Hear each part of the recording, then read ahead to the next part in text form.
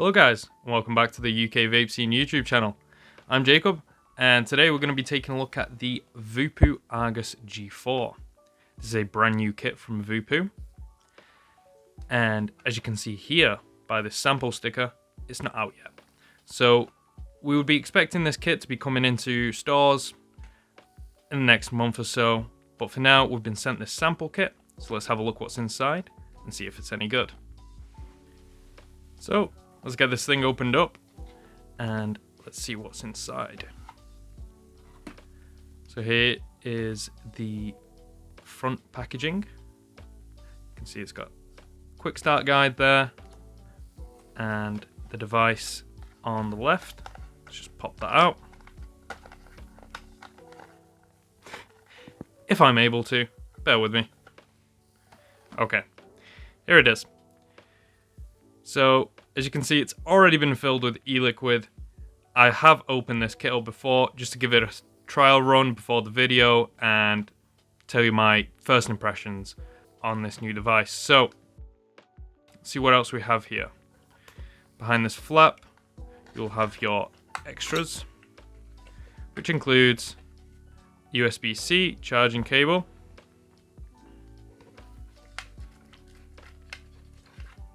a lanyard,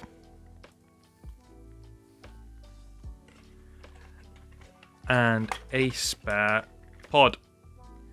I'm going to touch on these new pods soon, but it's quite an interesting feature of this new device. I've never seen anything like this in pod kits, so I'm going to talk about this soon, but let's get the rest of the contents out first. I've got a few bits of paperwork here, warranty card, and the instructions. So let's take a closer look at the device. Here you can see we have this sort of sunset orange color and a brushed aluminium finish. So it's quite a sturdy feeling device.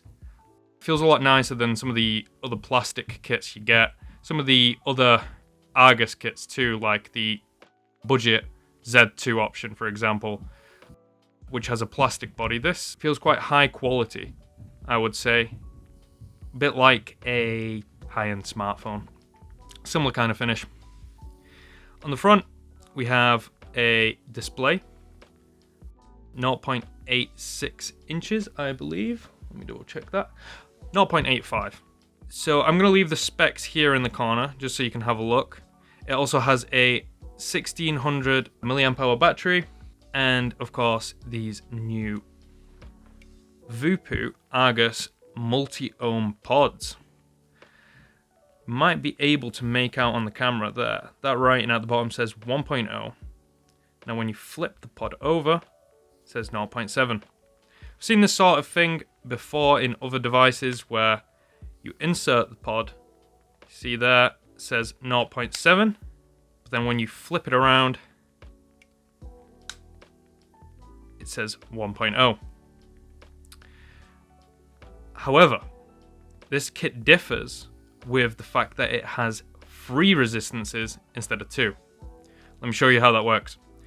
So, if you want to switch over to the 0.4 ohm option, which is available on all of these multi-ohm pods, all you have to do is press the button twice, and that switches it over. Quite cool. So that should do it for the externals of the device. Now let's have a look at the screen. As per the quick start, so the quick start guide shows you a brief little instruction on how to operate the device. Basically, it's 1 button turns the screen on, 2 presses, as I've shown you before, lets you change the ohmage, so you can switch it back. As you saw there, I had it on 0.4 before, like this. But then, let's say I want to switch it back to the 1.0 side. Just press it twice again. Now, if you want to adjust the wattage, all you have to do is press the button 3 times, and that'll let you cycle through the available wattage range for each resistance. That varies with the 0.4. You get the highest range, you get from 5 to 35, as you can see here. Now if I switch it back to what it was before, bear with me. The 0.7, try that again, we'll go all the way up. Max power is 18 watts. And the device will remember what wattage settings you have set for each resistance. And finally, the last thing to cover is turning the device off. If you press the button 5 times, it puts you into this menu where you can power off the device by holding down the button, like so. I'm going to turn it back on now. Another 5 presses will do the trick. And another menu you might have seen there. 2, 3, 4, 5. Okay, you can adjust the theme also by holding down the button. It gives you a selection of 3 different themes. We'll go with this one. So there is the function of this device. Now I'm going to just briefly go over my thoughts, my first impressions with this kit. I do like this new multi-pod system, multi-ohm system, I should say. It's quite cool. I think this is for those kinds of people that they look at a list of different resistances for their pods and they're like, which one do I get? Well, this is the one pod does it all solution. It lets you really play around with what your kit can do. It does give you a very different experience depending on which resistance and obviously your wattage settings as well. So plenty of options there to play around with. Now I'm going to go over my main gripe, which is something that I've mentioned before in previous videos, and that's the one button navigation. I really can't get my head around why vape manufacturers still insist on just having one button to do everything. It does make using the UI a bit clunky, especially with all of these features.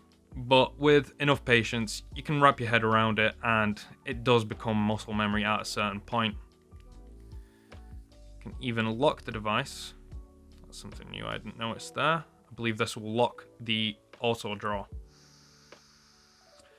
It does not. Okay, what does that do? Oh, so that locks the wattage at whatever you have it set. So the multi-ohm pods are compatible with other Argus kits like the G3, the A, and so on. However, the 0.4 ohm mode will not be available on those kits. It's just available for this kit and the Argus G4 Mini, which we will cover in another video. So, would I recommend this device to beginners? Maybe not. I would say this is a device perfectly suited for intermediate vapors who are starting to get into tweaking their devices, messing with ohmage, things like that. It is auto draw only, so there isn't a fire button. This will not activate the device. It simply serves to navigate the menus. I would say it's overall a pretty nice kit. The quality is great, as mentioned before, and I think it's great as a go-between a bog standard pod kit like the Z3, where it's just 1 wattage, pop your pod in, done, and something more advanced like a sub-ohm kit with multiple different settings and, you know, things like the Armor G, for example. So if you're someone who is sort of already experienced a little bit in vaping, wants to try something new, I reckon you should give the Argus G4 a try. So that should wrap up this video, and I'm excited to get started with the little brother to this kit. That video will be coming out soon, so keep an eye on that, and that should be all. Thank you for watching. Bye bye.